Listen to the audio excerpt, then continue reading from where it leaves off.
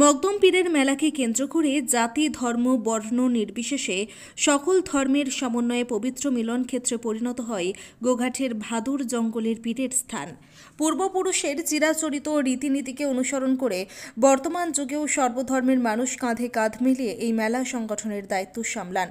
মকদম পীরের মেলায় অংশগ্রহণ করতে বিস্তীর্ণ গোঘাটের বিভিন্ন এলাকার মানুষ শুধুই উপস্থিত হয় তাই নয়, এছাড়াও বাঁকুড়া, হুগলি এবং বর্ধমানের অগণিত মানুষও আসেন এই মেলায়।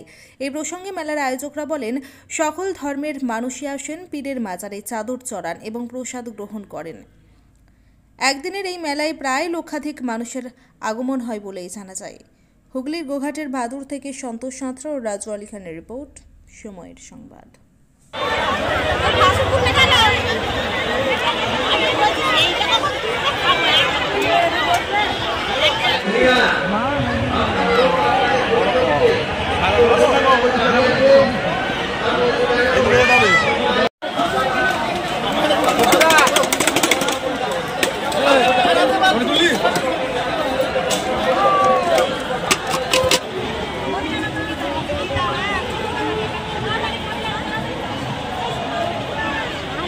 মেলা হচ্ছে যুগ যুগ ধরে চলে আসছে।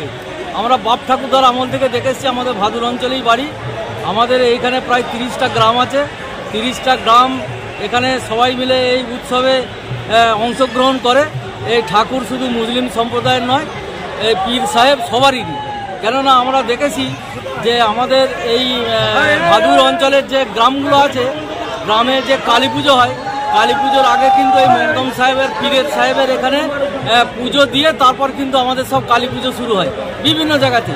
ধরুন ভাদুরি বলুন, মাধবপুরি বলুন, গোবিন্দপুরি বলুন, পোড়াবাগান থেকে আরম্ভ করে বিভিন্ন জায়গায় যেসব কালী পুজো হয় তারাও কিন্তু এখানে পুজো দিয়ে তারপর কিন্তু মকদম সাহেবের পুজোটা দেয়। আর আমরা আগে ঠাকুমাদের মুখে শুনেছি মকদম সাহেব ঘোড়ার গাড়ি করে ঘোড়ায় চড়ে বিভিন্ন জায়গায় ঘোরাঘুরি করতেন এবং আমাদেরও ওইখানে যেসব কালী ঠাকুর মা কালী মায়েরা আছে তারাও তাদের সঙ্গে দুজনের সঙ্গে যোগাযোগটা হতো। এটা পূর্বপুরুষদের আমল থেকে শুনে আসছি। এক প্রকার বলা চলে এই মেলাটা হিন্দু মুসলিম উভয় সম্প্রদায়ের একটা সম্প্রীতির মেলা। এটা একটা সম্প্রীতির মেলা। একটা কথাই আছে, ধর্ম যার যার, উৎসব সবার। হ্যাঁ, সেই উৎসবটাই সবাই মিলে সামিল হয়ে আজকে এখানে প্রায় লক্ষাধিক লোকের সমাগম হবে এবং মানুষ আনন্দ করবে, কেনাকাটা করবে এবং বাবার পীর সাহেবের প্রসাদ খাবে, খেয়ে তারা বাড়ি যাবে যে যার মতন করে। আপনার নাম? আমার নাম প্রবীর ঘোষ। তোমাদেরও যেমন মেলা, আমাদেরও তেমন। ধর্ম যার যার, উৎসব সব। এটা তো আমাদের এই ভাদুর অঞ্চলের একটা গর্ব। বিভিন্ন জায়গা থেকে মানুষ আসে, এসে এই মেলাতে অংশগ্রহণ করে। বিভিন্ন দোকানদারেরা আসে। এখানে একটা মেলাটা 24 বছর, বেশি 24 বছর। লোকজন খুবই ভালো হয়। লকডাউনে 3 বছর বন্ধ ছিল, গতবারও হয়েছে, এইবারও অনুষ্ঠানটা হয়েছে। এবারে লোক সংখ্যাটা একটু কম আছে, জলের বোতল লোক সংখ্যাটা একটু কম আছে। ওয়েদার খারাপের জন্য যে কোনো কারণে মানুষ ঘর থেকে হয়তো আসতে পারেনি, এর জন্য লোকটা অনেকটাই আমাদের কম আছে। আমি প্রথম বছর আসছি। কেমন লাগছে? বিশাল ভালো। ভালো। খিচুড়ি ভোগ খেয়েছে? না।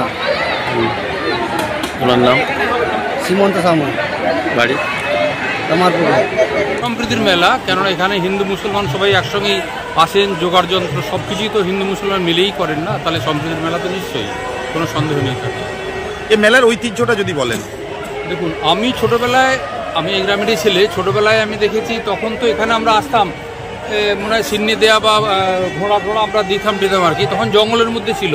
তারপর বছর 20 হলো নাকি এটা, বছর 25-30 এটা হঠাৎ দেখলাম খুব বড় হয়েছে। আমি কিন্তু এই বড় অবস্থায় মেলাটা দেখিনি। আমি ছেলেবেলাতে আসতাম জঙ্গলের মধ্যে, তখন এই আমার জ্যাঠাইমা মায়েদের সঙ্গে।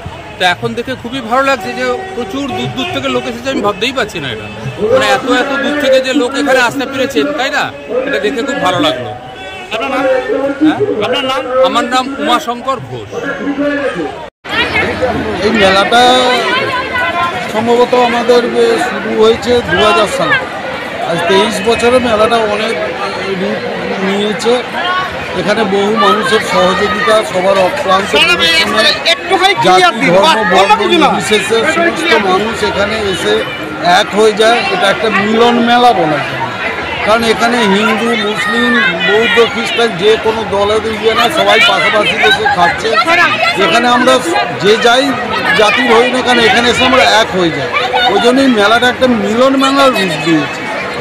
এই মেলাটা লক্ষাধিক লোক হয়, প্রত্যেকের খিচুড়ি ভোগ খাওয়ানোর ব্যবস্থা আছে। সাঁই সমিতি একটা বিশেষ ভূমিকা অবলম্বন করে, কারণ ওনারা 700 লোক এনেছেন এই মেলায় খিচুড়ি পরিবেশন করার জন্য। সাথে সাথে প্রশাসনও সব দিক থেকে সক্রিয় আছে, যাতে এই মেলাটা খুব সুষ্ঠুভাবে ওনাদের দ্বারা পরিচালিত হন এবং প্রতি বছরই কোনো কিছু ঝুটঝামেলা না হয়ে সুষ্ঠুভাবে। আগামী দিনে এটা চালিয়ে যাবেন? আগামী দিনে চালিয়ে যাবে, বাবার ইচ্ছা, বাবা চালাচ্ছে, সেখানে যতদিন চালাবেন চলবে। আপনার নাম? অপন ঘোষ। বাড়ি? বাড়ি বিভিন্ন ধর্মের মানুষজন আসে এই মেলাকে কেন্দ্র করে।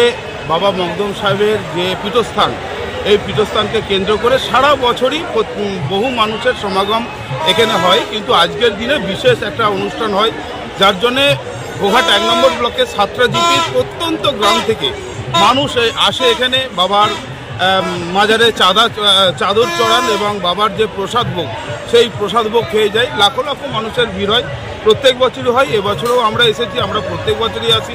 আমাদের এখানে সমস্ত টিম কাজ করছে, ভলেন্টিয়ার থেকে আরম্ভ করে এই গ্রামের যারা স্বেচ্ছাসেবক আছে, প্রশাসনের তরফ থেকে সমস্তভাবে হেল্প করে এই জায়গাটা আমরা প্রত্যেক বছরই অনুষ্ঠানটা হয়। আপনার নাম? বিজয় রায়, গোঘাট 1 নম্বর পঞ্চায়েত সমিতির সভাপতি।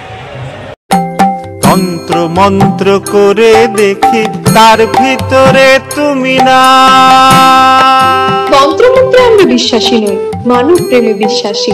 মানবতার বীজ বপনে 24 থেকে 28 জানুয়ারি আমরা আয়োজন করেছি আন্তর্জাতিক গোসাই পরবের। পঞ্চম বর্ষে তিঘুরির মাঠে পরবে থাকছে এদেশের পাশাপাশি বাংলাদেশ, রাশিয়া, জাপান সহ বহু দেশের বাউল পুকিরা।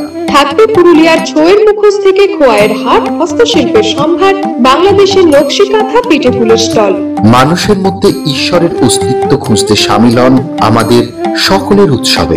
আপনার সন্তানের পড়াশোনা নিয়ে চিন্তিত? চিন্তা কি? আসুন আমাদের স্কুলে। বিজ্ঞানসম্মত উন্নত সিলেবাস, অভিজ্ঞ শিক্ষক শিক্ষিকা দ্বারা পড়াশোনা। 2024 শিক্ষাবর্ষে প্লে গ্রুপ 2+ হইতে 5ম শ্রেণী পর্যন্ত ভর্তি চলিতেছে। যোগাযোগ Sripur national primary institute, Kamarpukur, Dakbungalow, Hooghly.